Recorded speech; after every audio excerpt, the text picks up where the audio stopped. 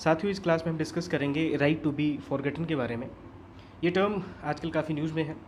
देखिए, सबसे पहले इसको अगर हम समझने की कोशिश करें राइट टू बी फॉरगेटन है क्या, तो देखिए नाम से क्लियर है। जो भी इन्फॉर्मेशन इंटरनेट पे अवेलेबल है आपके कॉन्टेक्स्ट में और जिसका आज के समय में कोई भी रेलेवेंस नहीं है, उसको हम डिलीट कर दें।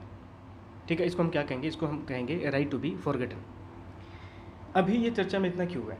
इसलिए चर्चा में है क्योंकि हाल फिलहाल में आपने एक केस सुना होगा जहाँ पे एक इंडियन सिटीज़न था जिसको ऑस्ट्रेलियन गवर्नमेंट ने ऑस्ट्रेलिया में जाने से मना कर दिया, उसको वीज़ा देने से इनकार कर दिया। उसका कारण ये था कि किसी क्राइम में उसका इन्वॉल्वमेंट था और उस कॉन्टेक्स्ट में उसको सज़ा मिली थी और वो पब्लिक डोमेन में पड़ा हुआ है। उसकी इन्फॉर्मेशन जो थी वो ईजीली इंटरनेट से मिल गई उसके बारे में।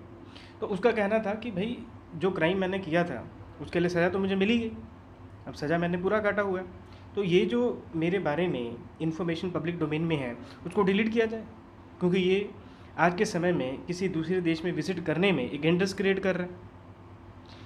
तो ये अब थोड़ा सा काफ़ी पेचीदा मामला है कि अब ऐसे सिचुएशन में क्या किया जाए। अब देखो, क्राइम आपने किया था, उसके बारे में आर्टिकल छपा है। अब ये सिचुएशन बहुत टफ है।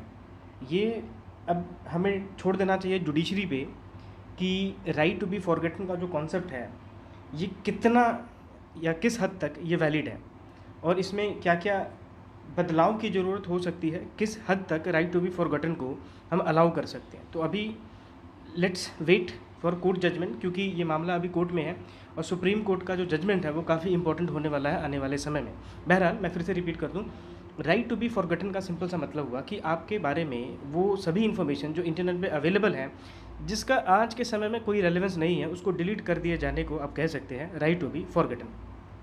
अब ये राइट टू बी फॉरगेटन का कॉन्सेप्ट आता कहाँ से साथियों? तो देखिए, इसका जो कॉन्सेप्ट है ये आता है 2014 में।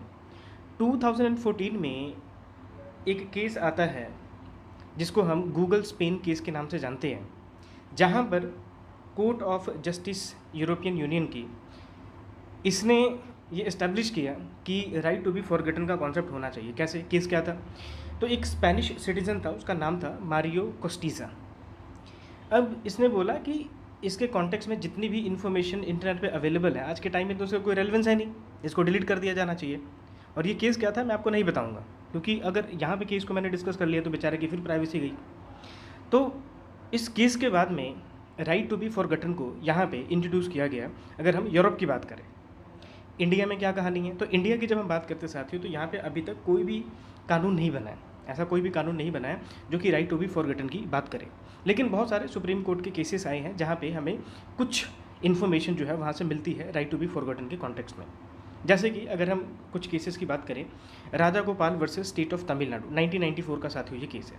तो इस केस की अगर हम बात करें तो यहाँ पे सुप्रीम कोर्ट ने क्या बोला? सुप्रीम कोर्ट ने बोला कि कोई भी पर्सन किसी दूसरे पर्सन के कंसेंट के बगैर उसकी प्राइवेसी से रिलेटेड कोई भी इन्फॉर्मेशन, उसकी फैमिली से रिलेटेड कोई भी इन्फॉर्मेशन, मैरिज, प्रोक्रिएशन, मदरहुड, ऐसी इन्फॉर्मेशन को पब्लिश नहीं किया जा सकता।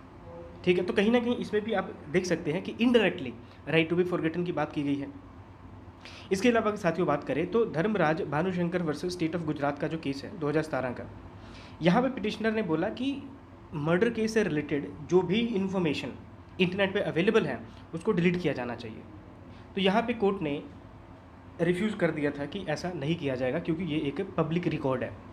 तो आप देख सकते हैं कि जुडिशरी के जो जजमेंट्स हैं ये अलग अलग केसेस में अलग अलग है, इसलिए हमारे पास एक, आप कह लीजिए, एक पक्का जजमेंट सुप्रीम कोर्ट की तरफ से अभी तक नहीं आया।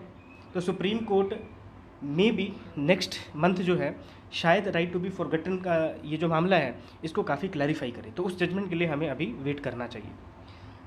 अब यहाँ पे कौन कौन से चैलेंजेस एसोसिएटेड हैं राइट टू बी फॉरगॉटन से? तो देखिए, पहला जो चैलेंज इससे रिलेटेड है वो है कि ये जो कोर्ट के जजमेंट्स होते हैं इनको हम पब्लिक रिकॉर्ड के रूप में कंसिडर करते हैं, और ये पब्लिक रिकॉर्ड बहुत ज़रूरी है क्योंकि कहीं ना कहीं ये एक मार्गदर्शक के रूप में काम करते हैं।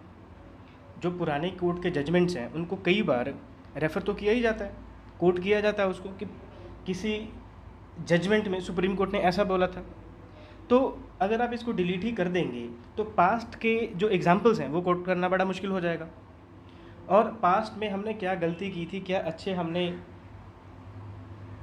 एग्जाम्पल सेट किए थे उसके बारे में कैसे पता चलेगा? तो ये सबसे बड़ा चैलेंज है अगर हम ऐसे पब्लिक रिकॉर्ड को अगर हम डिलीट कर दें। दूसरा, कहीं ना कहीं ये एक इंडिविजुअल वर्सेस सोसाइटी के बीच में एक कॉन्फ्लिक्ट अराइज करता है। कैसे? इंडिविजुअल जो है राइट टू बी फॉरगॉटन के थ्रू क्या चाहता है? अपनी प्राइवेसी चाहता है।